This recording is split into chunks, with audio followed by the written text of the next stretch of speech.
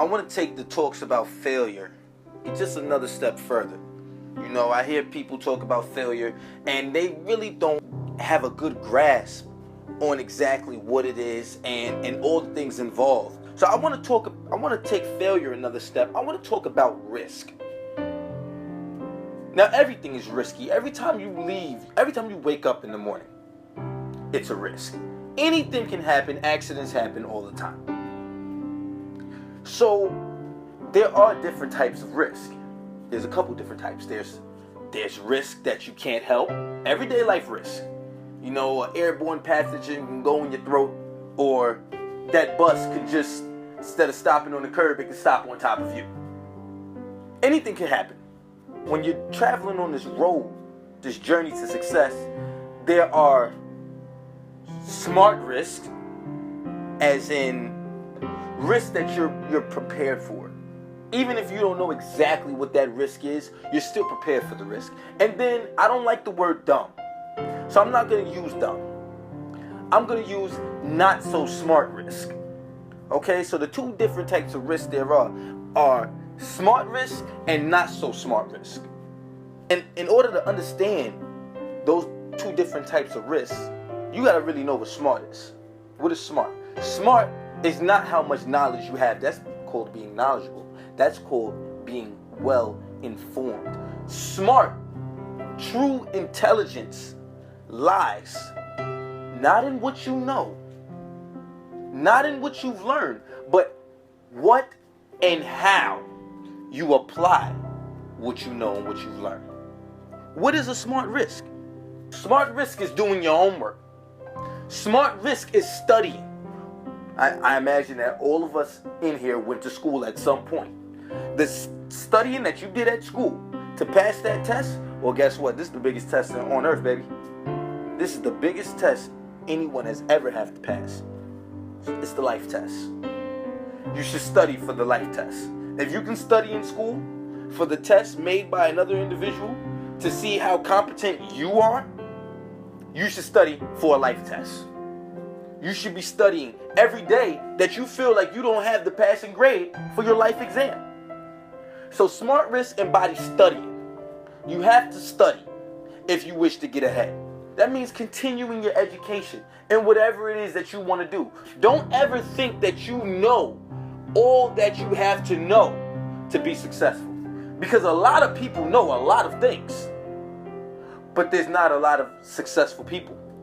Because only a certain number of those people that know a lot of things actually apply those things that they know. You might not be born with that ability to know the things that you have to know. A lot of people aren't. But you can find out. Because if you want to do it, the chances are someone has already done it before you. You're not the first person to do something for the first time.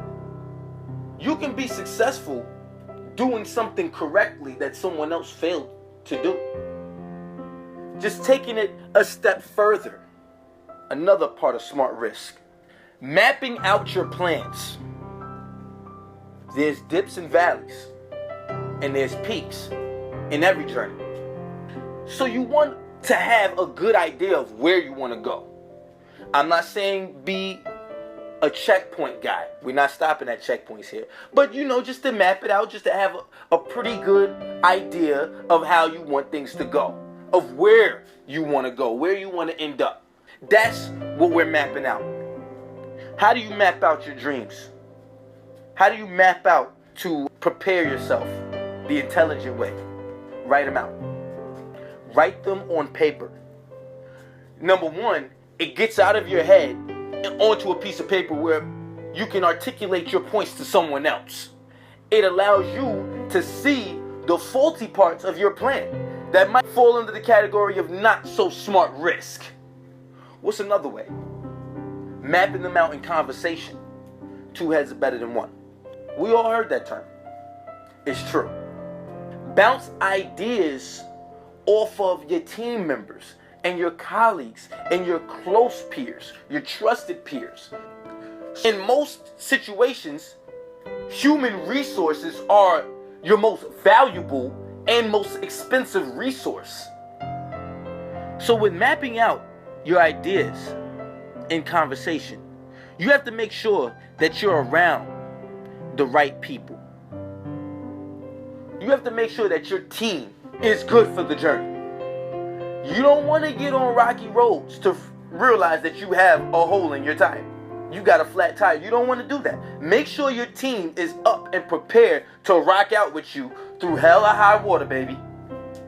That's part of smart risk. Because if you got some people that don't know how to pull their own weight, or if you have some people that tend to think negatively, or have some people that in times of hardship, they quit, they stop. That's part of the risk. You're only as strong as your weakest link, so make sure that the team members compliment you well. That is smart risk. And what I mean by that is their strengths play more to your weaknesses and vice versa. My favorite way, mapping out your plans in your mind. For those of you who don't know, it's called your imagination. If you map out your plans in your head, you get to see them very clearly. When you see them very clearly, you can fix the mistakes and the holes in your plan that you see. And because it's your imagination, you can flip it, you can mold it, you can change it, and it doesn't cost you anything but time and application. What's another smart risk? Learning from failure. I said it once and I'm going to say it again. Learning from failure. If you do something that doesn't work the first time, don't do it the same exact way. Change something up. And class is never over. You never stop learning. That's why we're here today with Dream Talks. To up that education, to further inform you. One of the most important aspects of taking smart risk involve having absolutely zero of something. You don't want any of this when it comes to you taking your smart risk. It's called fear. You don't want to have any fear in your body, in your being, in your conscience. When it's risk involved and you mix that with fear, you pretty much wrote your ticket to failure. Fear produces doubt. And if it's already risky, you want to be able to doubt yourself? No, you don't. You want to have full confidence in whatever it is that you're about to partake in. Whatever steps forward that you're about to take, you want to have confidence that the ground is underneath you, firm and strong. And if you're going to have that confidence, you're not going to have any fear. You're not going to have any doubt. Let's just get something straight. We don't quit here. If you have your mind made up, you're going to do it. You will accomplish it. If you notice, smart risk didn't require you to spend money. Smart risk is everything that you can do pretty much for free. Okay? So what is not so smart risk? Well, not so smart risk is the reverse situation for everything I've mentioned. So what is not so smart risk? Doing no homework. Believing that you know everything there is to know about everything there is to know in the world. Nobody knows that. It's not so smart if you don't do homework. It's not so smart if you're not prepared. And from adequate homework, you can see things that are just going to come just from you traveling on that road. But if there's no homework involved, if there's no studying involved, then everything's going to be a surprise to you. The good and the bad. You want to limit the amount of surprises. Especially when it's already risk involved. In this life exam, you want to be prepared for the questions that the teacher did not prepare you for. What's another way to experience a not so smart risk? Not mapping out your plans. Not writing out exactly what the end result is in some type of plan that you have in place of achieving that end result, that ultimate success. You want to do something, you want to live like something, but you're always talking and discussing something else that doesn't matter. That has nothing to do with the risk that you're taking day in and day out. That has nothing to do with your success. That has nothing to do with your life, period. That's the worst one. Fear and doubt and worry being involved in anything that you want to do is not smart at all. And I hear a lot of people, they talk about things that they're worried about. Oh, I could do this, but I'm worried about not having that. That's not so smart risk.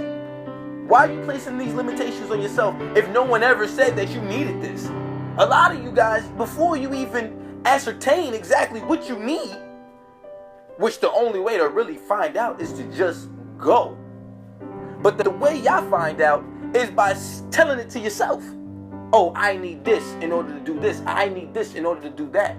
You don't need anything but to get off your rear end and go.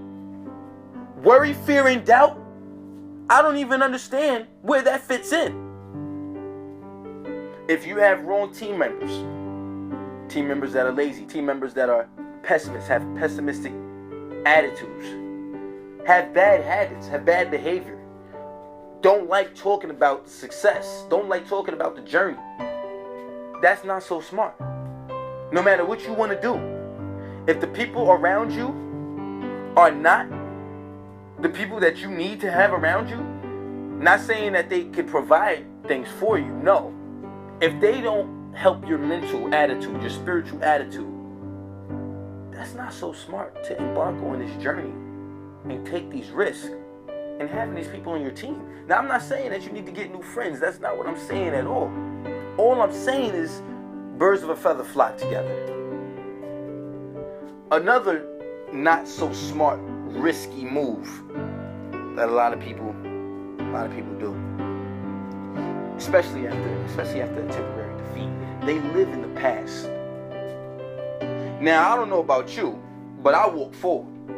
I run forward too, and I drive forward. Life goes forward as far as I know. Time goes forward. What are you looking back for? You get up, brush yourself off, and move forward. You have to take every day very serious. Like I said, naturally, every day is already risky enough. So, with risk being involved in your everyday activity, you might as well be more prepared. You might as well take the smart approach. Remember, I said smart is in the application. Map out your plans in your mind. See them in front of you, clear as day. Put the working parts in order. Take away things that you don't need. The rest will come. The right people will come if you don't have them already. The money will come if you don't have it already. But you have to be prepared. If you don't map out your plans, but you get the money out of nowhere to carry forth with these plans, how much is that money going to be good for you? How much of that money are you going to burn through before you actually start to make it work for you? Because you're not prepared. Preparation is the key. Everything is risky. So don't ever, ever, ever deter yourself from doing something because of the risk involved. Go forward. Be what you want to be. Thank you.